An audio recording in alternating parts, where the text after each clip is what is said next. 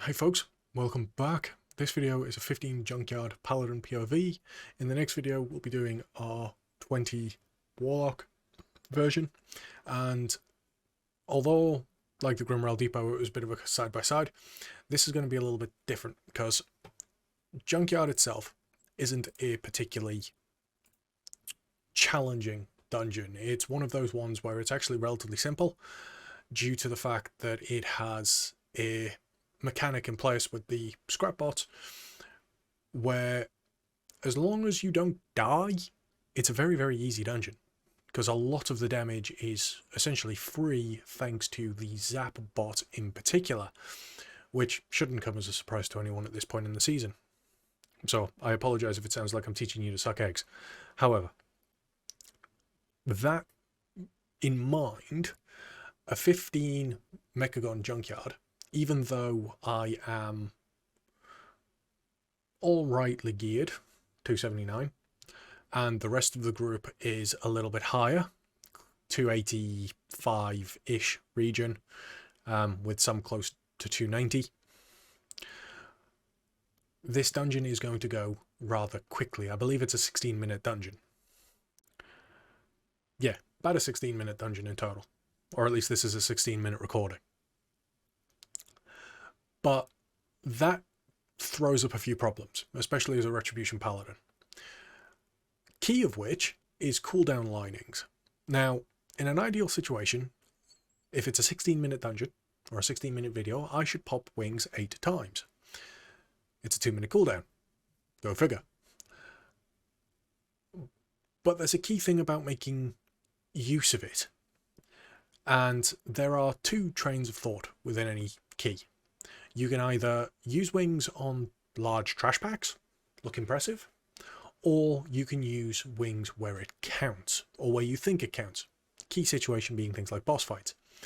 Now, bit of a spoiler, my wings syncs up horribly for a good 3/4 of this dungeon, because for the longest time now, going back through Season 3 when I was maining, or Season 2, sorry, when I was maining Paladin, coming into Season 3 learning Warlock, and then finally now into Season 4, I've sort of tried to build this habit of making sure that I'm constantly using my cooldowns rather than sitting on them and trying to constantly think and plan when I should use them.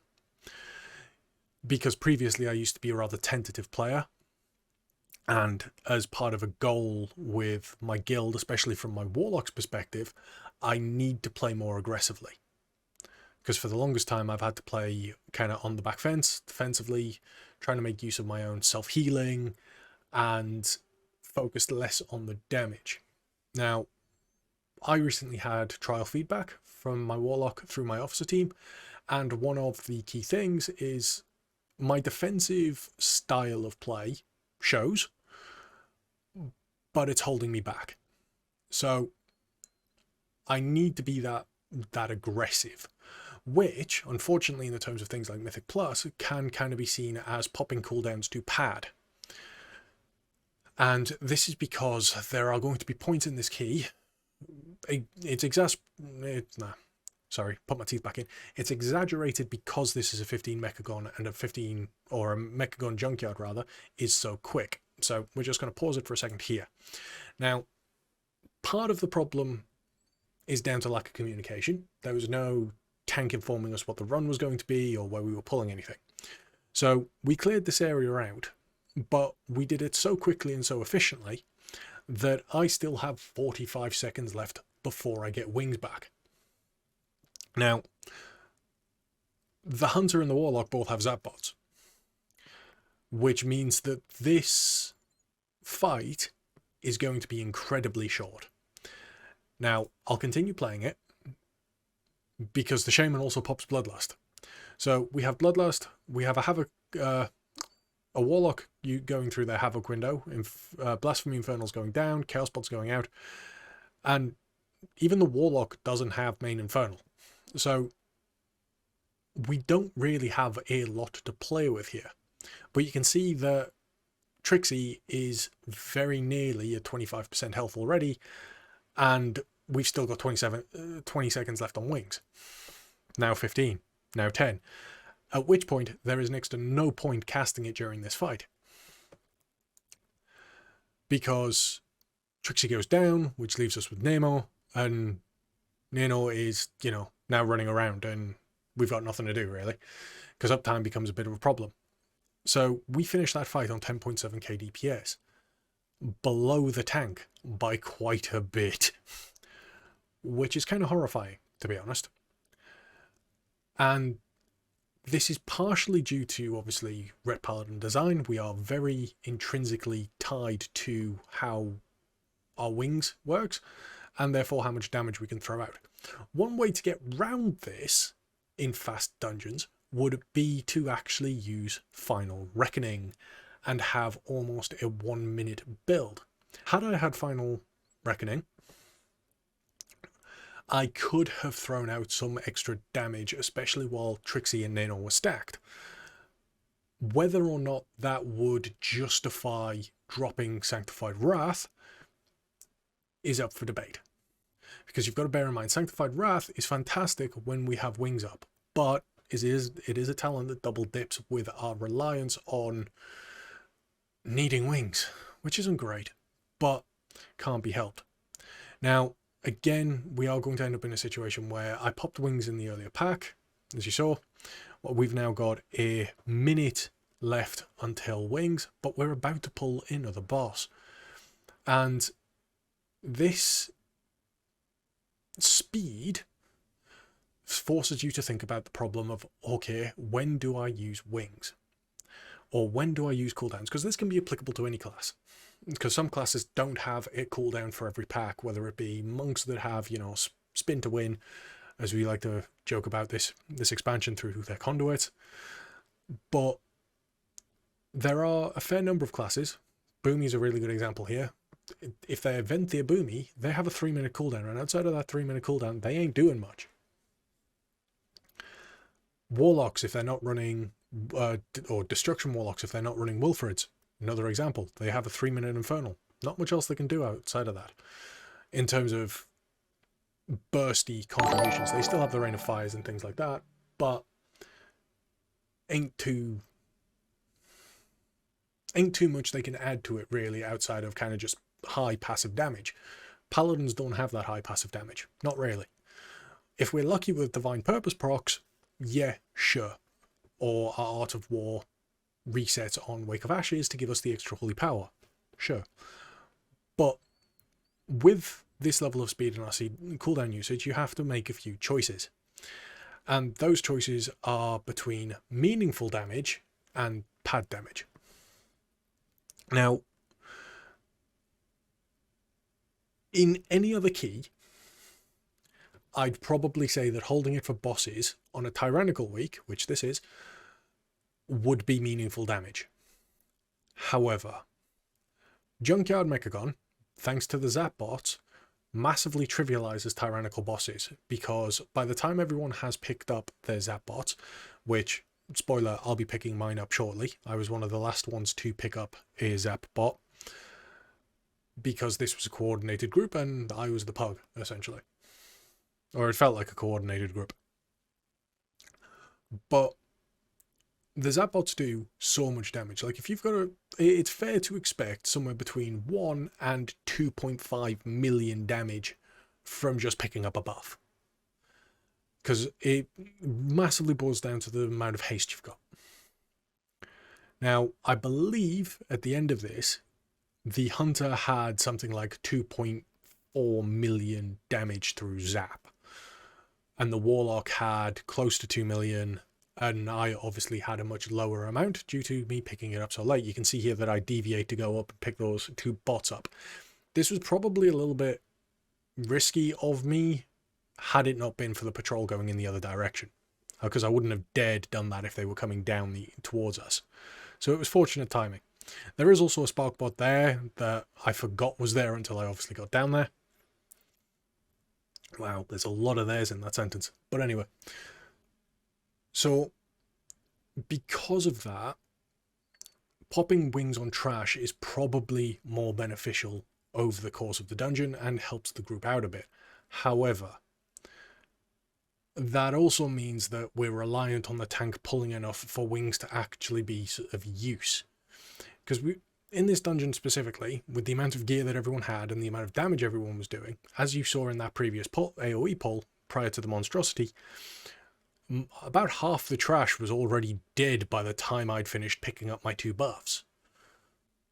Now, that's partially due to the fact survival hunters can do an incredible amount of AoE burst, but also the fact that these mobs don't really have a lot of health. 700k health, which when you're in a relatively high geared group means very, very little. So a lot of this trash is falling over before I can get full benefit out of my wings and out of a full window, essentially, of damage.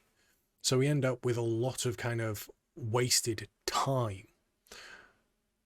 It doesn't help that we end up with a few mobility things like this, where, you know, you've got to kite in and out and you're playing the hokey cokey, but still.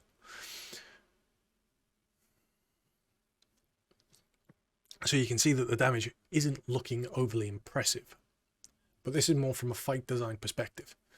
You could make an arguing case for maybe a little bit of gear, perhaps, but you can see that I'm running to a pack now, and I still have 10 seconds left on wings. I've had to run from one pack to another while wings is up and wasting time. What I should have done at this point is I should have held wings. And this goes back to that whole previously playing aggressively, but now having to play aggressively and smart. Because the fact that I had to run from the death of one pack into another while wings was up kind of highlights how quickly things are dying and how little wings mattered there. Now, this monstrosity has lived for a little while. Part of it's due to me, the tank, and the hunter having to run out to run back in. But we're about to now pull the boss, and I have a minute 13 on wings. Had I have held wings previously and had wings for this boss fight, that would have been much more impactful and beneficial for the group. So if I was to redo this key, which I may very well do, because Mechagon Junkyard is a very, very popular key, I will probably have to look, especially in this area, in trying to hold wings, whether that be for 30 seconds or even a minute, in order to make sure that I have it for Gunker. Because you can see that I'm not really doing a lot. And because I'm not doing a lot, and because I'm I'm a prideful player. I don't like having my pride stepped on, essentially. I don't think anyone really does. But unfortunately, as a player, I do one thing that I really, really shouldn't have done, and I advocate that no one should do, regardless how much it hurts you in the moment, because at the end of the day, it's just pixels, is I just pop wings. I pop wings. Gunker has less than 30% health at the time I pop wings. We've got essentially 2 trash pulls before we hit the boss. And I'm using wings now. Gonna have time left after the boss dies with wings, solely so that the healer didn't beat me. Because at the time I popped wings, the healer was doing more DPS than me. That wouldn't have been the case if I'd saved the wings for the start of the fight, rather than panic popping it at 30% health. All because I didn't want the healer to beat me. And in the end, I just managed to beat the warlock. That's not great decision play by me. But unfortunately, you can kind of see where that's led through the rest of the key. You can see that it's been a fast key. Wings hasn't really lined up. I've tried using it on cooldown to get the most out of it, but as a result have inadvertently wasted time. You can see here that, you know, the rest of the group's popping their cooldowns, and it shows. Like, I'm pulling 30k DPS, which without wings is respectable and is quite good. But in comparison, the warlock's pulling 80, and at one point both of the warlock and the hunter were pulling 70k DPS. So at this point, looking forward for the Paladin, I need to start playing smarter. Not necessarily pushing my keys harder, but I'm going to have to start playing smarter in how I use my cooldowns. Because one thing that's a goal when I do these videos, aside from providing content for you guys and taking something away that we can learn from it, is trying to make it so that as Paladins, we can get into keys. Because previously, back in, Season 1, Season 2, when I was playing Retribution Paladin, I would change people's minds, especially with the 1 minute build. Being able to go into groups and have it being like, oh, actually, Ret Paladins ain't too bad. Or getting questions about Ret Paladin at the end of the keys and like, oh, how did you do this? Felt really good, but at the same time, rather slowly, changing people's perceptions of a class is always good. Because if I can make, 4 other players while I'm playing my Ret think, actually, Ret Paladins can do a reasonable amount of damage, they've got a good utility, and they can do X, Y, and Z to 4 other players, those 4 other players might be more willing to let other Ret Paladins into the group. It's a vain hope, I know, but it's something that I always strive to do no matter what class I'm actually playing. Whether it be, something that's flavor of the month or something that's much harder to play. It's always something that I like to strive for. Now, how one might do that as a flavor of the month class is more focused on utility and things like that, but we could discuss that in another video if you so wish. But unfortunately, we're about to kind of see this problem that Wings has, especially on this dungeon, and especially with HK8. Now, I pop Wings during the boss fight, this is fine, but HK8 doesn't live anywhere near long enough. I still have 16 seconds left on Wings. Like, HK8 just falls over, and it doesn't matter whether or not it's a tyrannical week, due to how Junkyard works. You have the zap bots, you do an incredible amount of damage, and you just tear through the boss.